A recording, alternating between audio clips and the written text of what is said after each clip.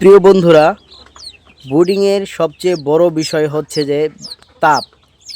এই তাপটা যদি বোর্ডিংয়ের বাচ্চাদেরকে আপনি সঠিকভাবে দিতে পারেন, ইনশাল্লাহ আপনাদের মুরগির বাচ্চাগুলো 100% সুস্থ থাকবে।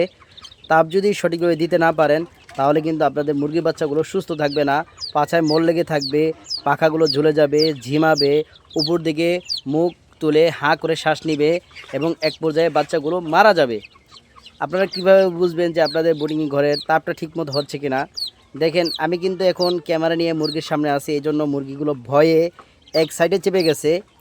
কিন্তু দেখেন, এখানে যে লাইটটা আছে, এই লাইটের চতুর্দিকে যদি আপনার মুরগির বাচ্চাগুলো ছড়ায় ছিটায় থাকে, তাহলে কিন্তু আপনাদের মুরগির বাচ্চাগুলো সঠিক তাপ পাচ্ছে। আমার মুরগির বাচ্চাগুলো কিন্তু চতুর্দিকে সুন্দরভাবে ছড়ায় ছিটায় থাকে। এই দেখেন, আমি এদের কাছে আসছি, এই কারণে এরা ভয়ে এক সাইডে চেপে গেছে।